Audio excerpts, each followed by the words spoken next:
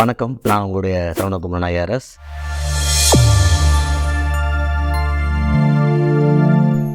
கும்பமேளா 12 ஆண்டுகளுக்கு ஒரு முறை நம்முடைய உத்தரப்பிரதேசத்தில் இருக்க பிரயாக் அப்படிங்கிற இடத்துல நடக்கிற ஒரு ஹோலி டிப். இதிகாசத்தில் ஒரு கதை இருக்குது. அமிர்தத்தை தேவர்கள் பால் கடலை கடைஞ்சி எடுத்த போது அதை கொண்டு வரும் பொழுது அதில் ஒரு 4 இடத்துல அமிர்தம் விழுந்துச்சு. அதில் ஒரு இடம் அந்த பிரயாக். அந்த அமிர்தம் விழுந்த நாள் இந்த பௌர்ணமி. அதனால் இந்த அன்னைக்கு அந்த தண்ணியில் குளித்தோம்னா நமக்கு எல்லா நோயும் போயிடும் அப்படிங்கிற ஒரு விஷயம். இந்த கும்பமேளா அப்படிங்கிறது இன்றைக்கி ஆரம்பித்து ஒரு பிப்ரவரியில் ஒரு 3rd வரைக்கும் 4th வரைக்கும் போகுது, 26 வரைக்குமே போகுது. ஸோ வேரியஸ் டேட்ஸில் சில நாள் முக்கியம். ஒரு 40 கோடி மக்கள் இந்தியாவில் அதில் கலந்துக்கிறாங்க அப்படின்னு ஒரு எஸ்டிமேட் அவங்க எடுத்திருக்காங்க. 40 கோடிங்கிறது ஒரு நம்ம நார்த் இந்தியாவில் அந்த கேஞ்சடிக் பிளேனில் இருக்க ஆல்மோஸ்ட் ஒரு 60-70% ஆஃப் பாப்புலேஷன் டிபெண்ட்ஸ் ஆன் டேட்டில் அவங்க கலந்துக்கிறாங்க. இது திரிவேணியில் எப்படி இருக்கும்னா, நம்ம பிரயாகில் வந்து கங்கை யமுனாவும் கலக்கிற இடத்துல கங்கை ஒரு கலரோடு வரும், யமுனா ஒரு கலரோடு வருது. கங்கை ஆல்மோஸ்ட் வெள்ளை கலரில் வரும், யமுனா வந்து கொஞ்சம் நீளத்தில் வரும். இந்த 2 இடமும் கலக்கிற இடத்துல அந்த போட்டில் போய் தண்ணி எடுத்து போட்டுக்கிறது ஒரு இது. அப்புறம் அந்த காட்ஸில் அங்கேருந்து நம்ம பெங்கால் வரைக்கும் இருக்கிற காட்ஸில் பண்ணுறது ஒன்று. இது தவிர சவுத் இந்தியாவில் நாசிக்கு இந்த மாதிரி இடங்களில் ஒரு 4 இடங்கள்லையும் ஹரித்வார் எல்லா இடத்துலையுமே இந்த இதில் முங்கி பண்ணணும் அப்படின்னு ஒரு விஷயம் இருக்குது. இப்போ இதனுடைய இதிகாச பேக்கப் ஒன்று. வரலாற்று பேக்கப் பார்த்திங்கன்னா ஆதிசங்கரர் 8th century ஏடியிலேருந்து ஆதிசங்கரர் வந்து இதை கொஞ்சம் பிரபலப்படுத்தியிருக்காரு அப்படிங்கிற ஒரு விஷயத்தை நம்ம பார்க்குறோம். ரேஷனலாக எப்படி இதை பார்க்குறோம் அப்படின்னா, வட இந்தியாவுக்கும் தென்னிந்தியாவுக்கும் மிக முக்கியமான ஒரு வித்தியாசம் வந்து விவசாயத்தில். ஆதி காலத்தில் எல்லா ஃபங்க்ஷனுமே விவசாயம் சார்ந்தது தான். இந்த விவசாயத்தில் இந்த டில்ட்டு நம்மளுடைய இந்த ஜனவரி தை அப்படிங்கிற அந்த டில்ட் எப்படிப்பட்டதுன்னா, சன்னு வந்து நம்ம இதில் வந்து நம்மளுடைய மூமெண்ட்டில் வந்து சவுத்து நோக்கி கீழே இறங்குது, லேட்டிடியூடில் இறங்கிட்டு இந்த டிகிரியில் திருப்பி நார்த்து நோக்கி திரும்புது. ஸோ இதை வந்து நம்ம தமிழுடைய பொங்கல் பண்டிகையுமே, அதாவது நம்ம சன்னை பார்த்து கும்பிடுறோம். என்னைக்கு கும்பிடுறோன்னா, சவுத்து நோக்கி போய்கிட்டு இருந்த சன்னு நார்த்து நோக்கி நமக்காக வருது. நம்ம நார்த் 8 டிகிரிலேருந்து மேலே இருக்கோம். ஸோ நமக்காக திரும்புது இல்லையா ஸ்கையில், எர்த்தோட ரொட்டேஷனால். அது திரும்புகிற அந்த செகண்டை வந்து நம்ம வெல்கம் பண்ணுற மாதிரி தான் அந்த என்டையர் அமைப்பே.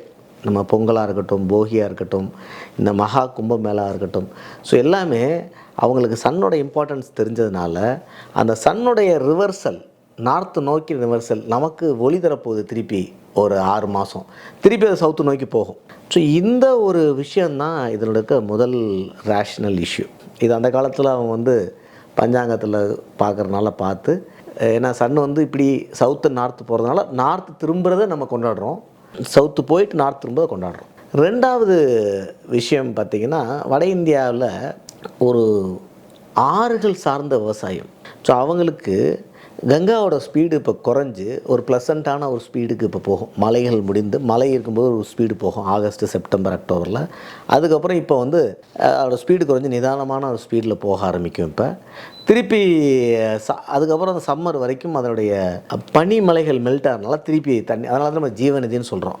ஒரு மான்சூன் பீரியடில் மழையாலையும், மான்சூன் இல்லாத வெயில் காலத்தில் வந்து இமயமலையில் இருக்கிற பனிகள் உறையிறதுனால, அது இதாகிறதுனால, மெல்ட் ஆகிறதுனால தண்ணி வந்து தொடர்ந்து வந்துட்டுருக்குன்னு.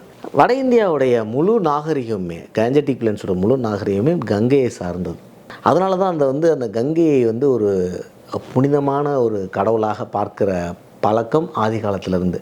ஏன்னா அவங்க விவசாயம் கங்கைக்கு 2 சைட்லேருந்து தான். இன்ஃபேக்ட் வந்து அது அங்கே இருக்கிற மண்ணுமே கங்கை கொண்டு வந்த மண், அலுவியம் சாயல்னு சொல்கிறோம். இங்கே இருக்கிற சாயில் மாரி இது வேறு ப்ராசஸில் இருந்தது. அங்கே இருக்கிற சாயில் எல்லாமே கங்கை அங்கங்கே வெள்ளம் வரும்போது கொண்டு வந்து போட்டு விட்ட வெள்ளை சாயில் தான் சொல்கிறோம், நம்ம அலுவியம் சாயல்னு சொல்கிறோம். அதனால தான் அங்கே வந்து உழுக வேண்டிய அவசியம் ரொம்ப கம்மி நம்ம ஊரை கம்பேர் பண்ணும்பொழுது. ஸோ இந்தமாரி விஷயங்கள்லாம் இருக்கிறதுனால அவங்களுடைய வட இந்தியாவுடைய வழிபாட்டு முறைகள்லையே எப்பயுமே நீங்கள் பார்த்துருப்பீங்க, ரிவருக்கு வழிபடுற முறை வந்து தண்ணி வழிபடுற முறை. இன்னொன்று நம்ம கும்பாபிஷேகம்ங்கிறது ஒரு வட இந்திய பிரயோகம் தான். அதில் வந்து தண்ணி வச்சு தான் நம்ம கடவுளை விக்கிரகத்துக்குள்ளே கொண்டு வரோம். ஸோ இதெல்லாம் இப்போ நம்ம இதில் சவுத் இந்தியாவில் கடவுளை அடுத்த இடத்துக்கு மாற்றுறதுக்கு நம்ம பிடிமண் அப்படிங்கிற ஒரு கான்செப்டை பயன்படுத்துவோம். அதை ஏற்கனவே கோயிலில் இருக்கிற கடவுள் சிலைக்கு பக்கத்தில் இருக்க மண் எடுத்து அடுத்த இடத்துல கொண்டு போய் வைக்கிற அப்படி ஒரு கான்செப்ட் வச்சுருப்போம். ஆனால் வட இந்தியாவில் எப்பயுமே பிடிமண் கான்செப்டில் தண்ணி வச்சு அந்த தண்ணியில் வேத மந்திரங்களை ஓதி அங்கே அதுக்கு ஒரு பவர் கொடுத்து அந்த தண்ணியை கோயிலோட கும்பா மேலேயும் கடவுளோட விக்கிரக சிலை மேலேயும் ஊற்றி அதில் கடவுளுக்கு உயிர் திறந்து அந்த கண்ணெல்லாம் திறக்கிறது, இந்த மாதிரியான ஒரு கலாச்சாரம். ஸோ வட இந்தியாவுடைய பெரும்பான்மையான கலாச்சாரம் கேஞ்சட்டிக் பிளேன்ஸை தண்ணியோடு சார்ந்தது. அதில் ஒரு முக்கியமான விஷயமாக இந்த கும்பமேளா இருக்கிறது. இது ஒரு நம்பிக்கை சார்ந்தது. ரெண்டாவது, நமக்கு 40 கோடி மக்களை ஒருங்கிணைக்கிற ஒரு சக்தியாக, ஒரு எனர்ஜியாக, ஒரு நாடு நல்லா இருக்கணும் அப்படின்னா ஏதோ ஒரு காரணத்துக்காக மக்கள் கூட்டமாக கூட வேண்டும். இப்போ மகாராஷ்டிராவில் பாம்பேயில் விநாயகர் சதுர்த்திக்கு ஒரு பெரிய கூட்டம், 10 லட்சம் 20 லட்சம் பேர் ரோட்டில் விநாயகரை வரவேற்று கூப்பிட்டு போகிறாங்க லால்பாக் ராஜாவை கடைசி நாள் அன்னைக்கு. அந்த ஒரு க்ரௌடு 100 வருஷத்துக்கு முன்னாடி கிடையாது. பாலகங்காதர திலக் இந்திய சுதந்திர போராட்டத்துக்காக என்ன பண்ணலான்னு யோசிச்சுட்டு இருக்கும்போது இந்த விநாயகர் மேலே இருக்க பக்தியை வச்சு ஒரு பெரிய க்ரௌடை கூட்ட முடியும்னு நம்பினார். அதில் உருவானது தான் இந்த இன்றைக்கி இருக்கிற பாம்பேயோடைய விநாயகர் ரதம். ஸோ அதில் இன்றைக்கி ஒரு 30 லட்சம் 40 லட்சம் பேர் இப்படி வரிசையாக ரோட்டில் நின்று ஒரு பெரிய எழுச்சியோடு வரவேற்கிறாங்க, அவரை கொண்டு போய் கடலில் சேர்க்குறாங்க. அப்படின்னா இந்த மாரி ஒரு மக்களை ஒரு ஒருமுகத்த உணர்வோடு, ஒரு பாசிட்டிவிட்டி மைண்டோட, ஒரு செலிப்ரேஷன் மோடோட ஒரு மாதிரி சேர்க்கும்போது அந்த இடத்துல ஒரு ஹாப்பினஸும், அதை தொடர்ந்து ஒரு நாட்டுக்கான ஒரு பாசிட்டிவிட்டியும் வருது. அப்படிங்கிறது தான் ஆதி காலத்துலேருந்து நம்ம மக்கள் நம்புகிற ஒரு விஷயம். ஸோ அந்த விஷயத்தில் 40 கோடி மக்கள் திரள்கிற இந்த கும்பமேளா மிகவும் சிறப்பாக நடக்கணும்னு நம்ம ஆசைப்பட்றோம். யாருக்கெல்லாம் வாய்ப்பு இருக்கோ அவங்கெல்லாம் கங்கை யமுனையும் அதிலே மறைந்து நிற்கிற சரஸ்வதியும் கும்பிடணுங்கிறது தான் என்னுடைய ஆர்வம். நன்றி, வணக்கம், வாழ்க.